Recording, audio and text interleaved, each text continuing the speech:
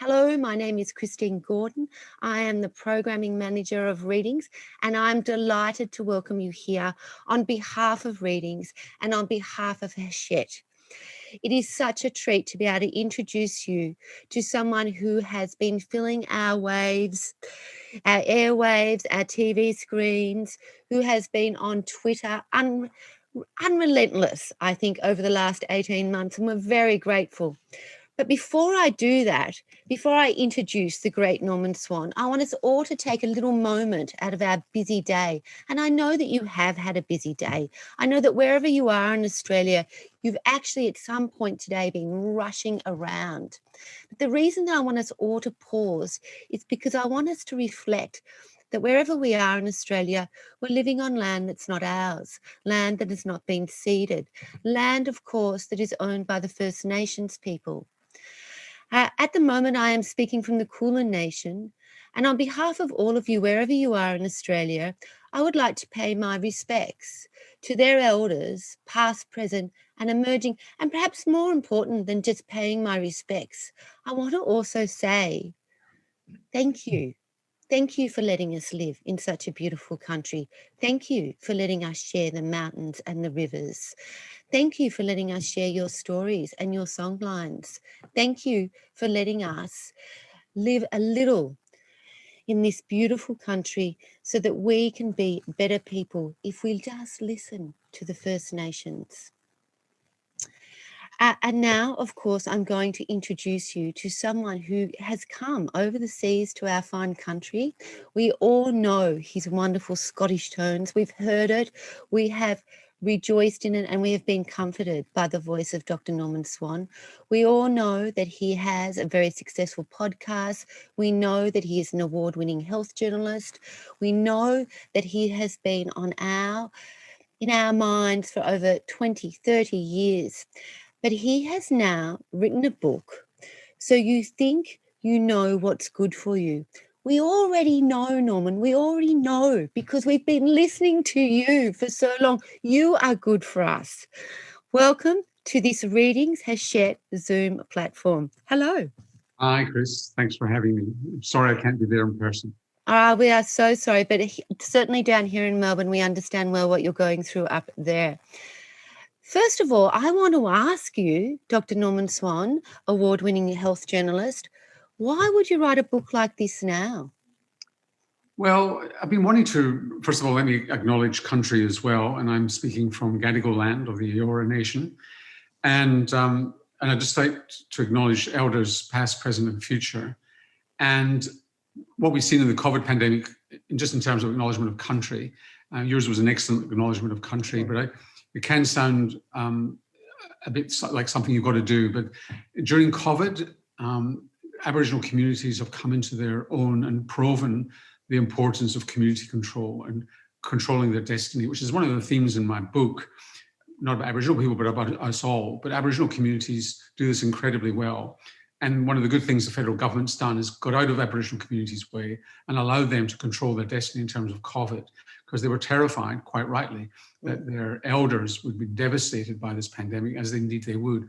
And it's been a huge success story.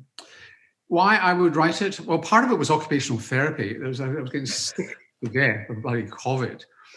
And then I've never been busier in my life as in the last 18 months. But I found I had time, and I couldn't work out why I had time. And I discovered it was because I wasn't flying.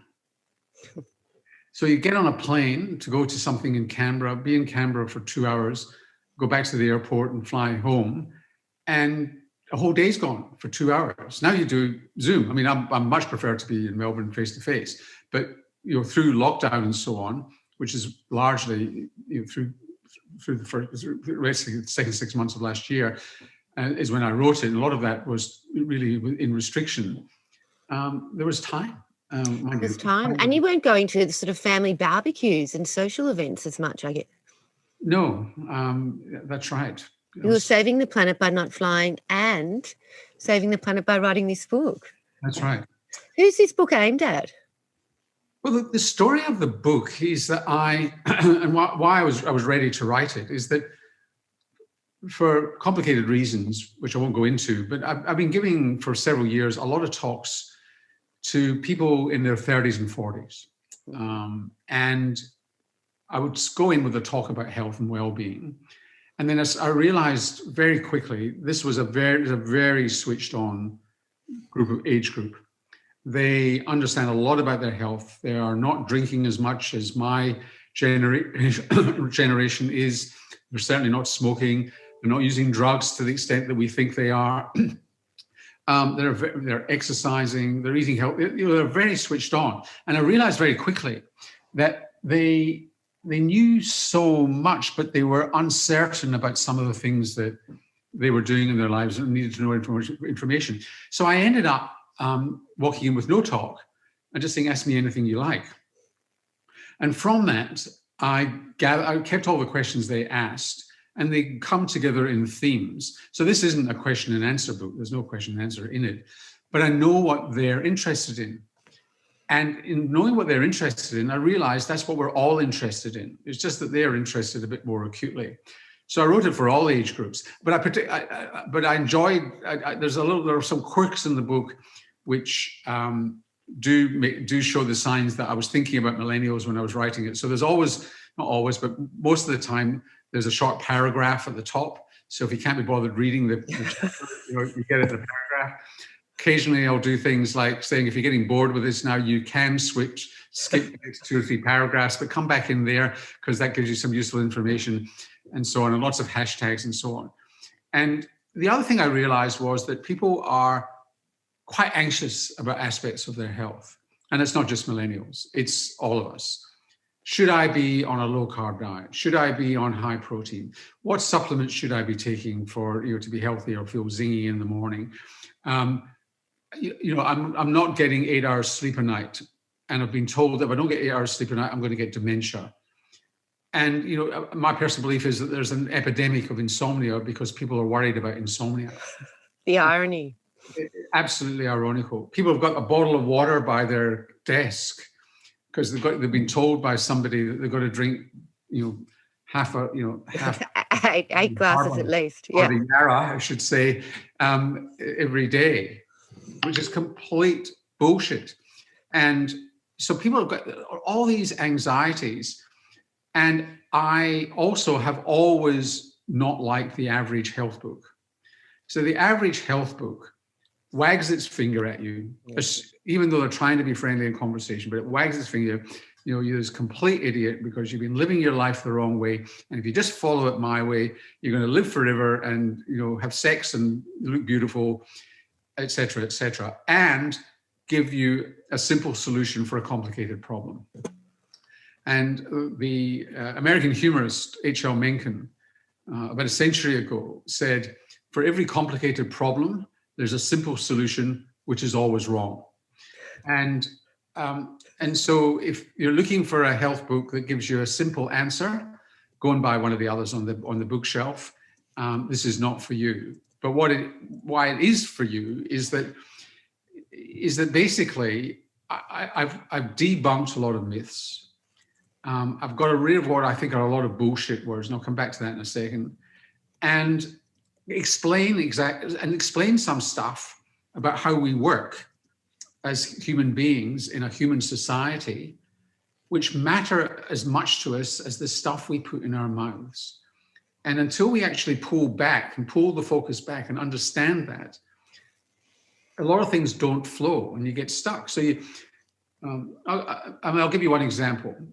There's lots of paradoxes in the book, but the one that I really start off with, so I tell a story about my childhood in Glasgow, my adolescence in Glasgow.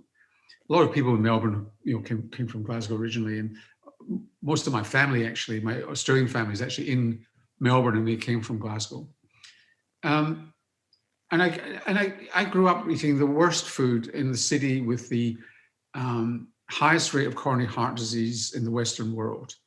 And, well, in fact, in the world, parts of India have exceeded it since, but really huge. And people say, oh, it's the fried Mars bars. The life expectancy gap in Glasgow between the longest lived suburbs and the shortest lived suburbs is 25 years. It's just a city like that. paradoxical, and so people think it's the fried Mars bars. But it's been tracked, and you look at similar cities in Britain with they have similar lifestyles, similar levels of smoking, similar levels of bad eating, but they don't do quite as badly as the west of Scotland's Glasgow. And one of the reasons is that, the disparity kind of dates back to the late 50s, early 60s. So Glasgow had the worst slums in Western Europe, terrible tenements, one bathroom per floor of apartments. Really, they used to be called single ends because there were single rooms where whole families lived in crowded circumstances. And it was the time of beverage, and they realized they had to do better housing, better environments for people to live in. So with the best meaning of the word, they knocked down the tenements in places like the Gorbals, which is just south of the River Clyde. And then they moved people out into these housing schemes, which were high-rise buildings with no facilities, no shop, very few shops, poor transport connections. And bad as the tenement suburbs were, they had community. The kids played in the back together. They knew each other, they looked after each other. They had social support. And the life expectancy gap in Glasgow really accelerated when they moved to those housing schemes into objectively better accommodation, but worse social environments, or terrible social environments they moved into. And you think, well, how is that? And you scratch your head and say, how is it? And we only scratch our head about that because we think that our mind and our body are two separate things. We somehow got this idea, it goes back to Cartesian philosophy, and if you give it 60 seconds thought, you realize it's complete bullshit. But we kind of think of it, and some practitioners perpetuate that myth, that somehow there's this special thing called the mind. Well, let me tell you, when you die, your mind dies with you, because your mind is your brain. And it's an integral part of your body. And the way we respond to the environment, the way we respond to the people around us, the way we think, the way we feel, affects the rest of our bodies. And that's one of the driving concepts in the book, is that we are at one with our, it sounds as if I'm kind of this new age hippie stuff, but this has actually got hard science behind it. And we are at one with the environment and what's around us. So we really resent when our doctor says to us, oh, are you feeling a bit depressed when you come in with maybe pain or a symptom like that, or tummy pain or something like that? And they'll say, oh, this bastard's telling me that it's all in my mind and I'm a nutcase and that's what's going wrong with me. When in fact, what your doctor is saying to you is that your brain is part of your body. And if you're feeling depressed, the pain is only too real, but it's almost certainly being made worse by how you're either reacting to that pain, or you're already depressed and that the perception of the pain is worse. And that's a very microcosmic sense of that. But it becomes very big and reverberant when you look at a concept which I cover a lot in the book called control. And this idea of control is, another word for it is agency. For those of you who've done psychology degrees, it's basically your ability to make decisions, your freedom to make decisions, and feeling how pressed you are. So if you feel pressed and your life is limited, and you're limited in terms of the decisions that you can make, it's often in bad jobs that you get it, where you've got a bad boss and they're pressing you to do stuff, and you haven't got choice in how you do it. That locus called locus of control, the more you bring that into yourself, if your locus of control is somewhere else and somebody else is controlling your life, or something else like poverty, or having 3 kids on a pension and being a single parent, your locus of control is way away from yourself. Those of us who are lucky enough to be able to bring that locus of control back to us are in much better shape. And this has got hard research behind it from Sir Michael Marmot, an expatriate Australian working in London, the late Professor Bruce McCune at Rockefeller University, and Len Symes at Berkeley. And I talk about all their research in the book, which shows that is a driving force. And we lose something called self-efficacy when we lose control. We lose the ability to make decisions for ourselves. People with advanced education who are quite well off, within weeks of starting chemotherapy and cancer therapy, when they've got cancer, they lose that locus of control to the oncologists and the cancer treatment team and feel unable to make decisions about their lives. And those of you watching who maybe are unfortunate enough to be living with cancer or surviving will know that feeling. And that drives everything. So one of the paradoxes in the book is that the title is, forget the French, the paradox is Greek. And this is the second longest lived people in the world are Greek Australians, mostly living in Melbourne, usually first generation. And they live a long time. And they live about 6 years longer on average than non-Greek Australians, than Anglo-Australians. This is work done at Deakin University by Tanya Thodas and Catherine Itsiopoulos and others. And as soon as you say that, you say, oh, well, it's the Mediterranean diet. Well, that's part of it. But there's more to it than that. It's how they cook. It's what they cook with. They've got backyards usually. If you go to Coburg, there's a garage with a wood-fired oven in the garage. They've got either got a backyard garden or they've got an allotment. This is very Melbourne. And they're growing fresh herbs, fresh vegetables, and they cook with their fresh herbs. And if they can't get their fresh herbs, they really look for where they can buy the freshest produce. And the cooking is what makes the difference. So there's this whole raw food movement. But actually, when you cook onions with olive oil, with garlic, with carrots, tomatoes, you get this mix, the sofrito mix, which has anti-aging compounds in it that just don't exist, pardon me, on pharmacy shelves. And then you add to that slow cooking so that you don't get the brown stuff on food, the charring. They don't eat a lot of red meat. They eat an anti-aging diet, but there's more to it than that. They eat with their families. They've got friends around them, unless they're very elderly and they've lost a lot of their friends, but they have social support. How many people you can call upon affects how you are in the world and how your body works. And a lot of them have either returned to the Greek Orthodox Church or they've never left it. And if you're really adherent to the Greek Orthodox Church, there are 100 fast days a year. Now, I'm Jewish. These are not fast days like Yom Kippur, where you don't drink or eat anything for 25 hours. And they're not Michael Mosley fasts either, with all due respect to Michael Mosley. These are best described as vegan fasts. They don't eat meat, they don't eat dairy, they don't eat fish or white meat, but they'll eat vegetables and plant foods. So they, one day in three, which is not as regular as that, obviously, and obviously they don't adhere to it all the time, they are actually reducing the amount of food they eat and reducing the protein that they eat and increasing the plants.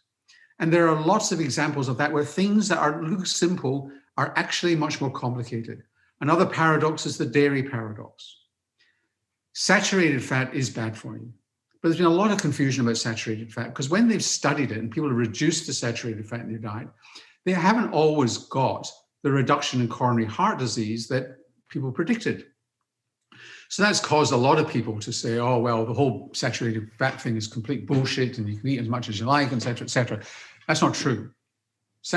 But what the paradox is, if you eat saturated fat in red meat or chicken or duck or in that sort of area, it is much worse.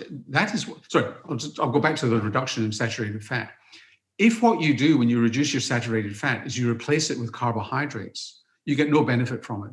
Because carbohydrates in large amounts behave a bit like fat, particularly refined carbohydrates. But if you swap it out for monounsaturated oils or even polyunsaturated oils, it's good for you and either reduces your cholesterol or maintains it on a neutral plane. But if you have full fat dairy, there is no evidence that the saturated fat in full fat dairy does you any harm. It doesn't do you any good, but doesn't do you any harm. It's neutral. And this is because of the stuff that's in dairy, in full-fat dairy. It's not, if you extract saturated fat and you eat that, it's bad for your heart and bad for your blood vessels. But in dairy, there is other stuff in it that counteracts the fat. So the fat's bad for you, but you're also taking stuff in dairy that's relatively good for you. And the problem with reduced fat milks is they've increased the carbs. So there's a problem there with dairy, which was a great relief to me because I hate the taste of coffee made with low-fat milk. And I don't go nuts. I don't stir butter into my coffee in a bulletproof coffee. But I feel able to have full-fat milk and a bit of butter on my toast in the morning. So I mean, I've been going on a long time. Maybe I'll just stop and so we can have question and answer and stuff. But that's the theme of the book, is it's about everything. I don't use the word holistic once in the book. Thank goodness.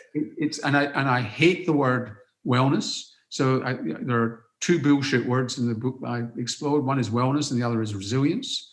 This idea that there is somebody in the world who bounces out of bed every morning feeling unbelievably fantastic, looking 30 years younger than they are, if they're male with a washboard abdomen and if they're female with thin thighs. And they've got perfect children, perfect teeth, and they're washing their teeth, admiring how good they look, looking forward to the day. I mean, complete bloody bullshit. Most of us get up in the morning, no matter what age we are, feeling a bit shite. Exercising, we feel sore. We feel a bit, if you think about it hard, you feel a bit sore from yesterday's exercise. I mean, if I were to think about my body right now, I've got aches and pains because I was up exercising this morning and pushed myself too hard. I get aches and pains. I probably don't go a single day without some pain. Most people don't. But if you think that you're right in this world, what you deserve in this world is a pain-free day, well, show me the person who has a pain-free day. I don't know anybody who has a pain-free day. Everybody has pain during the day because of, and young people get it too. And you feel crap when you get up. And the only reason, how do you know when you feel good? The only reason you know when you feel good is that for some days you feel bad. It's like happiness, isn't it, Norman? You only know that you're happy because sometimes you're unhappy. Correct. And when you need help and when you need to seek assistance, as I have from time to time, it's when it doesn't go away and it affects your life and you stop enjoying things. And there are no days when you feel great. That's absolutely, or with pain, the pain persists, see a doctor, as they say in the ad. But, you know yourself when it's gone so far that it's affecting your life. And that's the other thing I deal with, because part of the book, it started off with millennials. There is sex, drugs, and rock and roll in it, and in the book I talk about. You come from Glasgow. There would be a shame if there wasn't. Exactly. Yeah.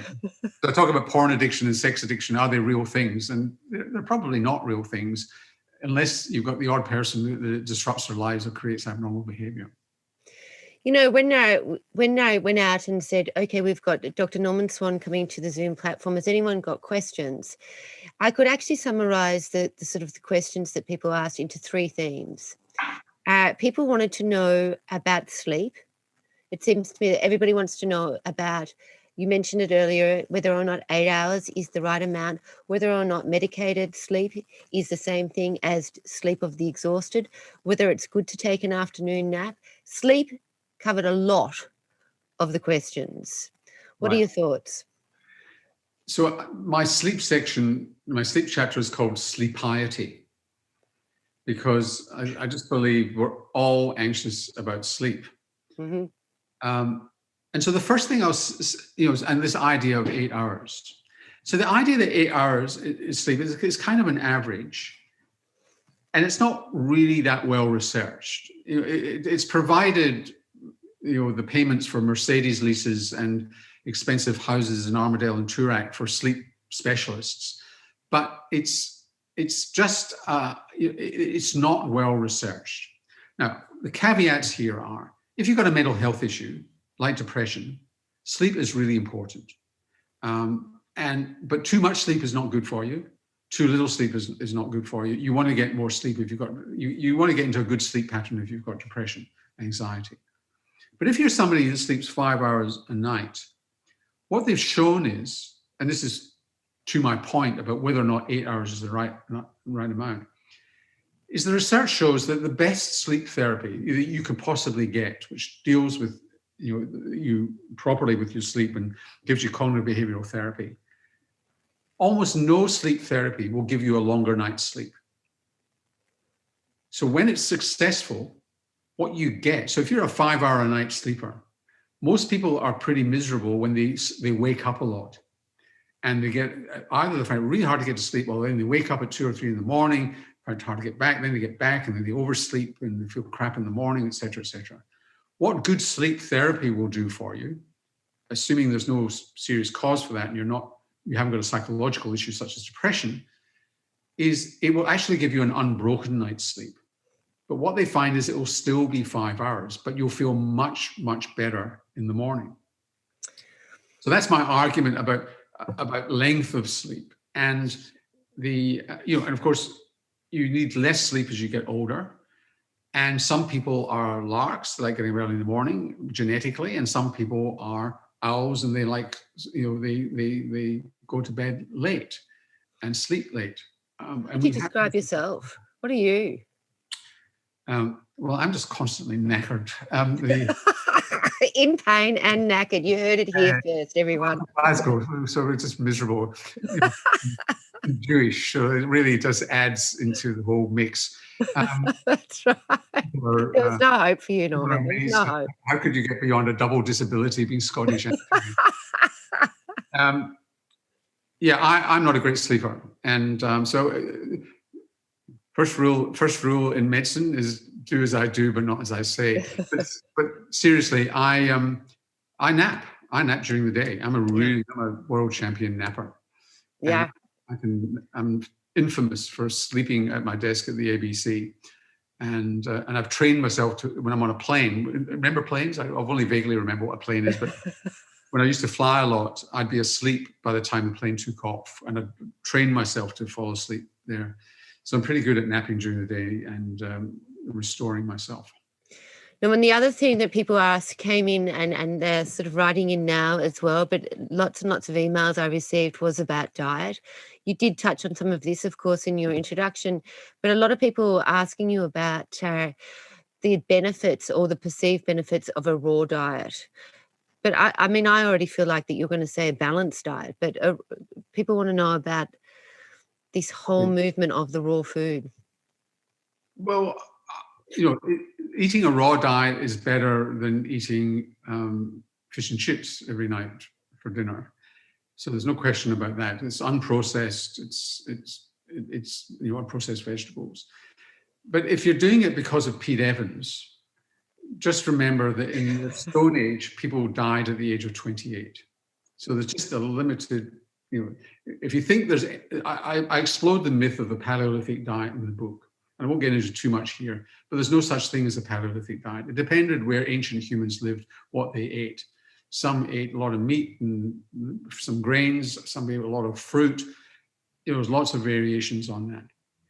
It turns out that cooking is the secret sauce of living younger longer.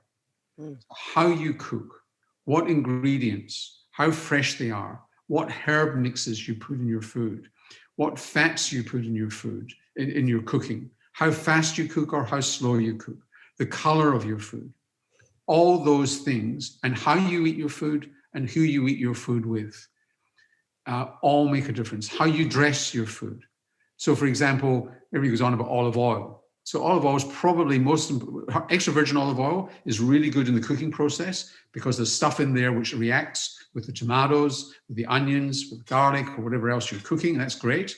But as a fat, its main purpose is to replace saturated fat in your diet, which is really good. But the secret sauce on dressing may actually be vinegar rather than the olive oil. And that goes with the Asian diet as well. So it doesn't matter where your vinegar comes from, whether it's Asian vinegars or it's one of the most ancient food additives that we know of is vinegar. And it probably changes your microbiome. And work at Monash University suggests that vinegar is actually really important in all this. And that's what tends to go on raw food that you eat, such as salads and so on. So it's not as if raw food's bad for you. But the research I've done for this book and that I've known about for a long time is that cuisine is what counts, but not just any cuisine. I mean, I grew up on a Jewish diet, which is essentially a Middle Ages European diet. And it's crap. I mean, I love it. My mouth waters when I think of Jewish dishes. Some of those festivals, all that fried food. Well, it's not so much fried food. It's more, a lot of fat, a lot of carbohydrate, a lot of calories, and it's interesting. The Amish people in North America that many people would know about, who kind of live a Middle Ages life and a medieval life in the modern world. They eat that sort of European diet, huge number of calories, lots of carbs, lots of saturated fat, and yet they should all have diabetes, and they don't, because they're burning like 6,000 calories a day because they do all this stuff for themselves. We don't.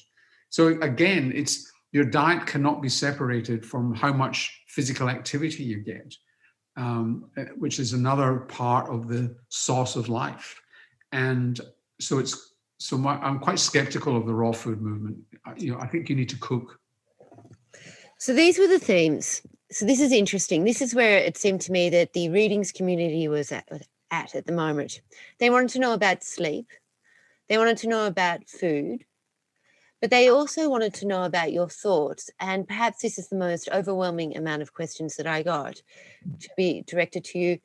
What was your thoughts about the communications that our politicians have given us, or here in Australia, about the coronavirus? What are your thoughts on the mixed messages that we've been getting? I'm not going to ask you what you think of our Prime Minister. I feel like anyone that knows you is already up on that. But what do you think the effect of sort of the mixed communication has for our communities?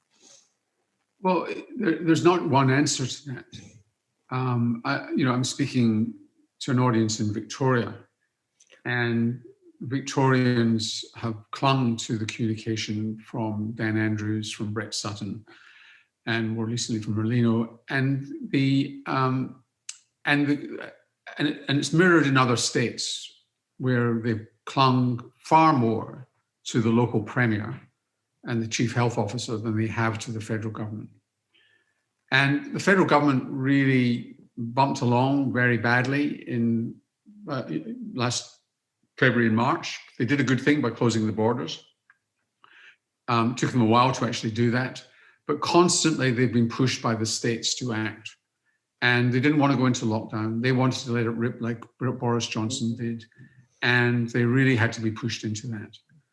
And it took them a while, but eventually the Prime Minister and Brendan Murphy got their act together towards the end of March, and they too were respected in terms of their communication. But hubris and politics could not stay out of it forever.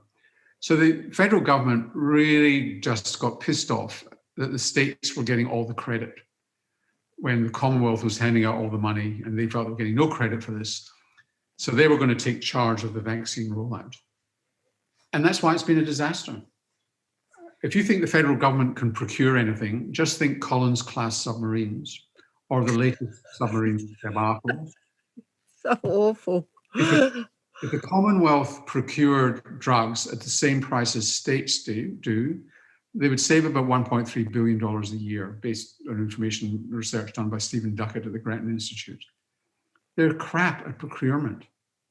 And they've been crap at procuring the vaccines. And they've lied to us about our 4-vaccine strategy. It's not been a 4-vaccine strategy. A 4-vaccine strategy would have had 40 or 50 million doses of Pfizer booked back in June, and they had the opportunity to do that then, and they didn't do it. And they were given a measly 10 million towards the end of the year. They needed 4 full backups in case they fell over. And so the University of Queensland one unfortunately fell over. I don't believe it should have, but it did. The Astra vaccine's got problems, not huge problems, but big enough problems that people are feeling nervous about it. And the Novavax vaccine, which is going to be a very good vaccine, is late delivery. So all we've got really to fall back on is Pfizer, and we haven't got very much Pfizer at all. They haven't even delivered the 10 million that they ordered back in November. So we've got a real problem here. And the rollout, instead of rolling it out the way any vaccine is normally rolled out, we've got very sophisticated systems of rolling out things like the influenza vaccine. We were told another lie, which was, we can't exclude GPs from the vaccine rollout. We must use GPs. GPs have always been used in vaccine rollouts. They've always been core to vaccine rollouts. But things like the influenza rollout is organized by the states, and they organize it, and it's run through pharmacy, general practice, and others. They decided to bypass that and invent their own scheme, which never existed before, with very complicated logistics, which they couldn't deliver on, and mad stuff such as going into residential aged care facilities and not even immunizing the residents very well, but not immunizing the staff at the same time. Unbelievable. It has been unbelievable. So the problem here is not just communication, it's bureaucratic incompetence.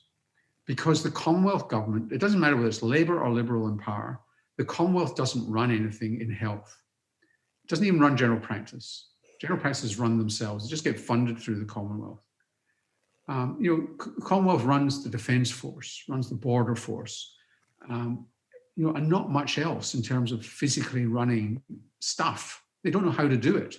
They've got clever people who know about policy, but the people who know how to do stuff are in the States, and they excluded them from the vaccine rollout. And that's what we're living with. The rest of the world is opening up, and we are shut like a fortress, and we will be for some time to come. It does seem that we will be, they're talking about June next year that it'll sort of open up. So there will seem to be lots of the questions. People wanted to know your opinion, so thank you for that. But I also want to take this opportunity. We've only got about 10 minutes to go, Dr. Norman Swan, and I want to find out a little bit more about you, actually, which I don't think is in your book at all. I've had a look through. I want to know, Norman, more about what you do during your day. Are you the chef in the house? I am. My partner's a good cook, so we both are. Specialty dish? Do I have a specialty dish? I'll tell you what I've done over recent years, which is very non-Y chromosome, non-male, is that I've actually started following recipes. So instructions. All the women watching this will know exactly what I mean when their partners, they have a male partner, will know that they don't follow recipes. Same as they won't follow directions when they're going somewhere, and it's the cause of many divorces in the car. And I still can't multitask. You need 2 X chromosomes to multitask. But you show great grace saying that, Dr. Norman Swan. My favorite thing when I'm having people around for dinner is to do yotam ottolenghi and do multiple small dishes, but it damn near kills me, and I've got to go out and shop for spices I've never heard of and will never use again. Yeah. Till the next time you need to crush those coriander. He never repeats the same spice twice, as anybody who's bought an ottolenghi book knows. And what about reading? Do you read for pleasure? I do read for pleasure, yes. Yeah, and is there a particular genre that you read more of than the other? Well, a lot of my reading has to be for work, and I'm a bit of a political junkie. If I stopped doing medical stuff, I would do more political journalism, and I do that from time to time. I sit in from time to time for Frank Kelly on RM Breakfast. So I read the New Yorker, the Economist, and so I read those weekly magazines.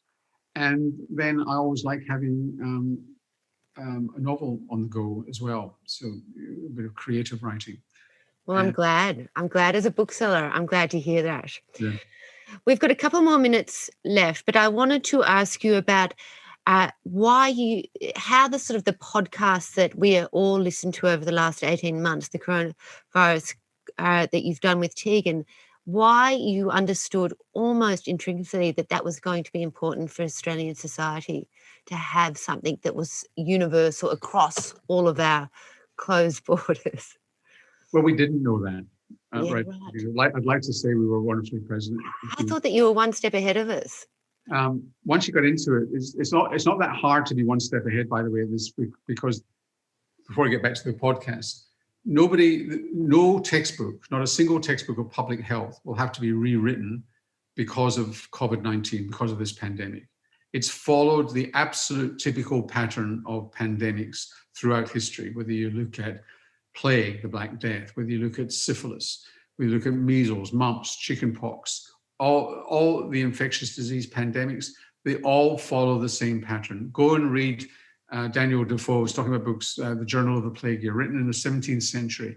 It reads like COVID-19 in January 2020, because we were thrust back to the Middle Ages. So nothing changes there. So being one step ahead just means you've read the textbook and you know what's going to happen next. And the chief health officers in the States had read the textbooks. The federal government hadn't. So it was really easy to be ahead of the federal government, but very hard to be ahead of the States because they've been really good. The idea for CoronaCast came from Tanya Nolan, who's one of the managers in News and Current Affairs at the ABC, and she perceived that this was going to be needed, but she thought probably for a month or two, and we did too.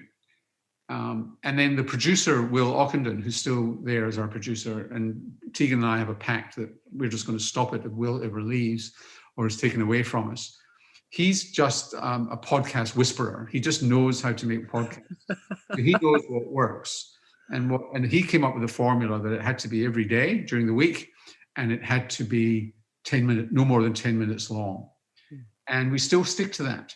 It kills us because we lose our weekend, because we've got to do, Sunday's gone for our Monday CoronaCast.